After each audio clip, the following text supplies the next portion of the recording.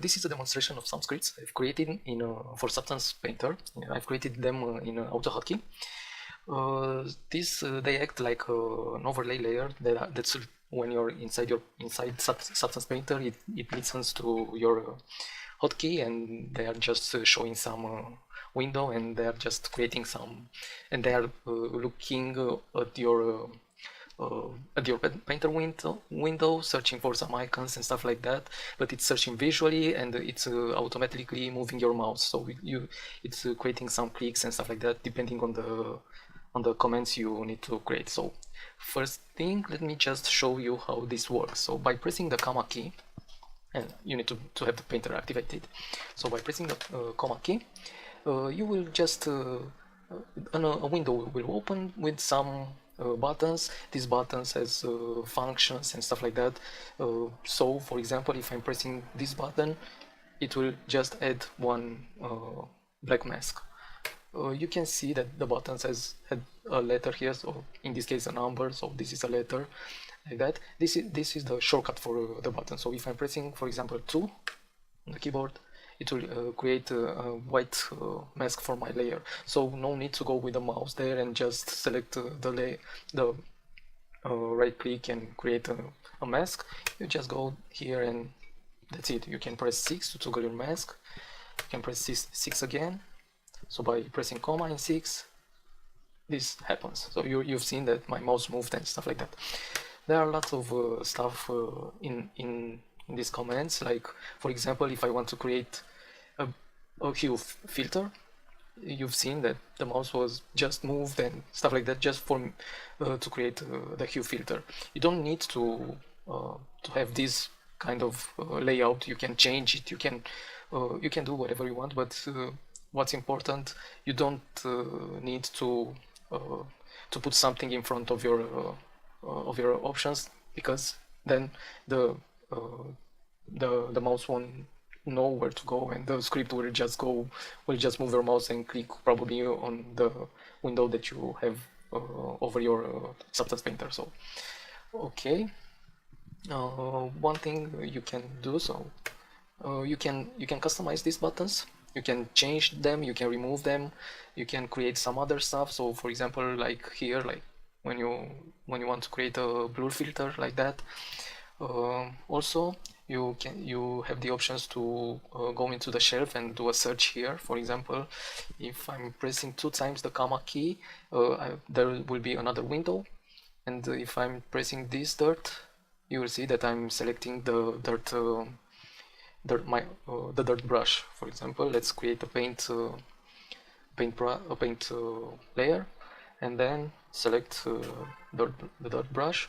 Okay, I pressed, so let me just do again and press 2 times, select the dirt brush. Okay, let's toggle the mask again to see it, and now I can paint on the paint effects. I'm painting with white. Okay, this was just an empty layer, but let's do that. So I just selected my layer. I will create a fill,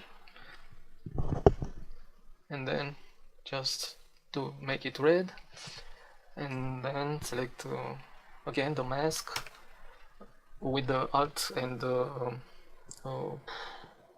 and brackets. You can go like in Photoshop and go up and down, so like this and like this. So right now I'm on the painting layer. You can see that I have this flow, the flow set to pressure. If I'm pressing the Ctrl+Alt+A, I'm changing the flow, the pressure stuff. And pressing Ctrl+Alt+S, I'm changing this the size pressure. Let me just select my my default brush. I have this kind of brush. You can see it better like this. So pressing this, and now I'm changing with the Ctrl+Alt+S, Ctrl+Alt+A again, and I'm changing the opacity pressure. Ctrl+Alt+S. Let's go here, and so because I was tired just to go and just click on that, or go here just to click on that, you can just go with a Ctrl+Alt+A and change that pressure stuff. pretty fast. Also, I've added some options to change the blending mode. When you press the Alt and the comma key, this window will appear. And for example, if I'm pressing 2, I will put this layer to multiply. Again, if I'm pressing 3, you see I will put this to the screen mode.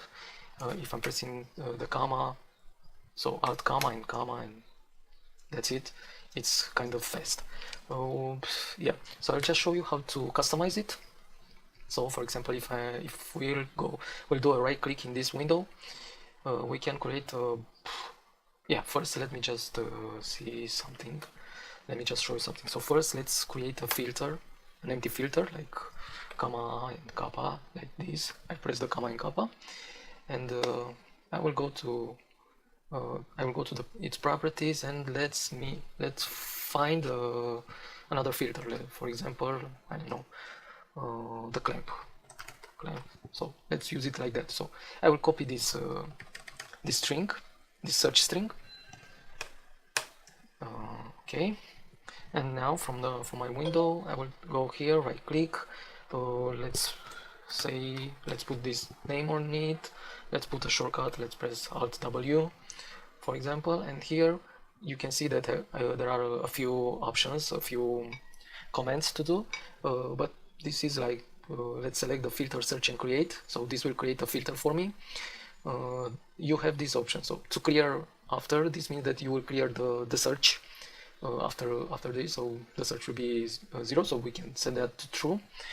We can click on it once. These are the times when how much times you will click on the selected thing on the first result of your search, and then it's if you want to select it or not. So let's say we want to select this, then this is the search field. You put this, and let's create this as a filter, and you have the options to create a field or a generator. So now you will just create it as a filter, apply, and if I'm pressing clamp, you'll see it's creating a clamp filter.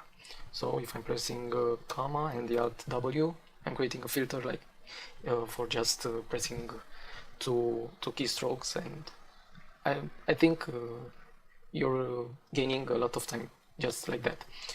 Okay, I think this summers it. You have, for example, let me just show you these options. So you have an options like this for the if you want to change the blending mode, for example, you have the options to change in what blending mode you want your button to work in your shortcut.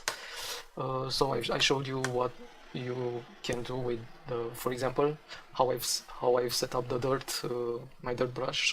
So I'm selecting the commands self, search and select. You can see what each command it's doing, but I think they are self-explanatory. So okay, so this is like clear after that. It will clear my search here. If I'm setting this to false, you will see that it will remain my search. Okay, so select the first, so it will click on the first first search you will have. So this is like the search string I'm putting in the shelf. Yeah, these are like shelf searches, like I have an alpha shape, the default alpha shape and stuff like that. Okay, I think this summers it. Another thing that the script is doing, and the scripts are doing. For example, let's put an eye. Okay, I'm on the mask, so let's just select them and let's just remove the mask, like pressing 8. And now let's create a generator. So this is like an eyeball that I created I modified it actually in Substance Designer. Okay, so we have this, and you will and I want to use that offset, but right now you know that as they changed the interface, they didn't change these sliders.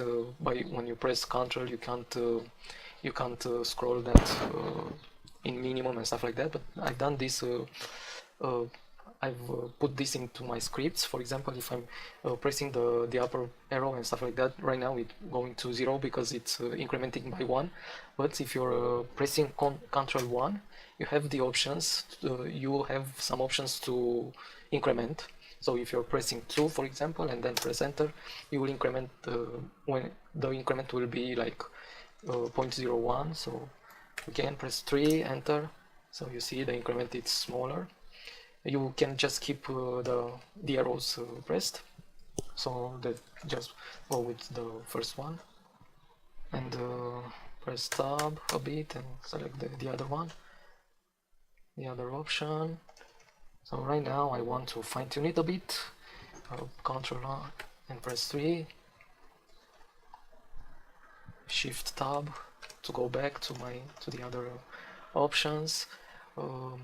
Yeah, by pressing Ctrl+1 you can change by yourself the incremental stuff. So you can increment with 2 for example, you know, and so on. Yeah, I think another features that the scripts have, by pressing Alt F1 you're opening the texture set list. So this means that you won't have the problem with you will just keep your